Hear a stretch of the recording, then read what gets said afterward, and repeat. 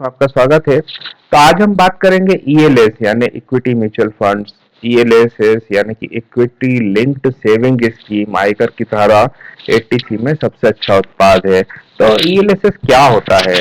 तो ईएलएस का नाम तो लगभग सभी लोगों ने सुना होगा, परंतु सभी को इसके बारे में कुछ पता नहीं होगा। केवल ये जानते होंगे कि इसके खरीदने से 80C में आयकर बचा सकते हैं। ईएलएसएस एक प्रकार का डाइवर्सिफाइड इक्विटी म्यूचुअल फंड है जो कि आयकर की धारा 80C के अंतर्गत छूट प्रदान करता है। ईएलएसएस में निवेश करने के दो फायदे हैं। पहला तो आपको आयकर की धारा 80C के तहत छूट मिल रही है, और दूसरा आपकी रकम तेज गति से बाजार में बढ़ेगी। पर ध्यान रखें कि बाजार आधारित निवेश हमेशा ही लाभ नहीं देता है, बाजार से नुकसान भी हो सकता है। ईएलएसएस में निवेश करने पर आपको 3 वर्ष का लॉक इन है, मतलब कि आप 3 वर्ष तक ईएलएसएस से पैसा नहीं निकाल सकते। तो ईएलएसएस एक प्रकार का म्यूचुअल फंड है। तो क्यों ईएलएसएस में निवेश करें? कर में छूट प्राप्त करने के लिए ईएलएसएस यानी कि इक्विटी लिंक्ड सेविंग स्कीम आयकर की धारा 80C में सबसे अच्छा उत्पाद है, और इस निर्णय से आपको अपने निवेश पर बाजार आधारित अच्छे लाभ में मिलने की संभावना हमेशा ही रहती है। लंबे समय तक निवेशित रहने के लिए इस पर हुए लाभ पर आपको आयकर भी नहीं देना होता है।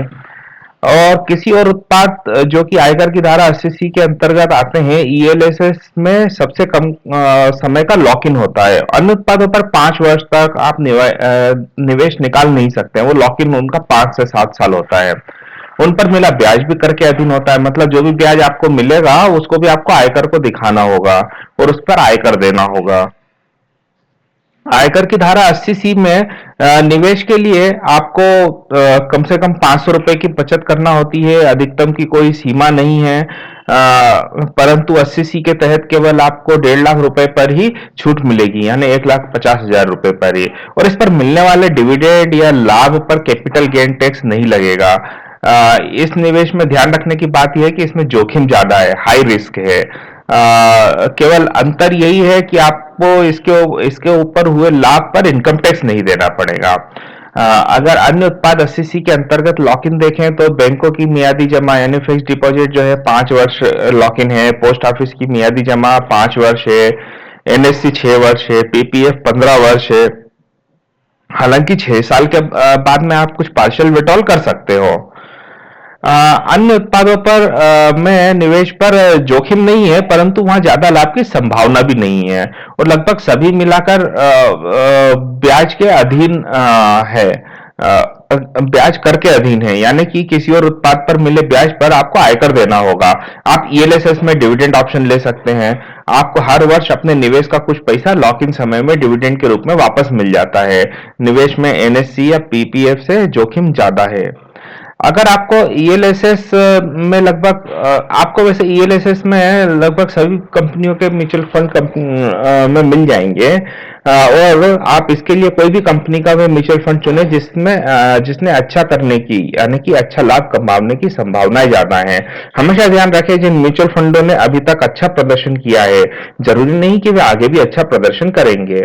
आप ईएलएसएस को ऑनलाइन ई केवाईसी करके भी खरीद सकते हैं। ई केवाईसी के बाद आप लगभग 5 से 7 दिनों के बाद आप ऑनलाइन म्यूचुअल फंड खरीद सकते हैं।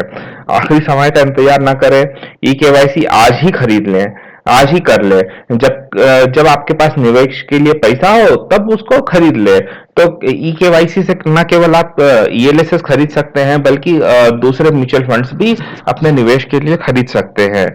ई केवाईसी कैसे करें, इसके लिए हमने पहले ही एक वीडियो बना चुके हैं। आप उसको सर्च करके और उसको देखकर आप अपना ई केवाईसी कर लीजिए। तो वो बहुत सिंपल प्रोसेस है, मुश्किल से 5 मिनट आपको ऑनलाइन लगेंगे प्रोसेस करने में। तो आपको कहीं जाने की जरूरत नहीं है, घर बैठे अपने लैपटॉप पर या अपने डेस्कटॉप पर ई केवाईसी कर सकते हैं। उम्मीद है आपको ईएलएसएस के बारे में जानकारी मिल गई होगी। अब आपको समझ में आ गया होगा कि ईएलएसएस क्या होता है। हम इसी तरह की जानकारी आपको देते रहेंगे।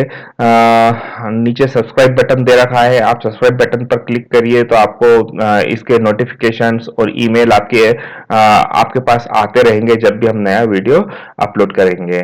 और ज्यादा जानकारी के लिए हमारी वेबसाइट वित्तगुरु.com पर भी आप विजिट कर सकते हैं। धन्यवाद।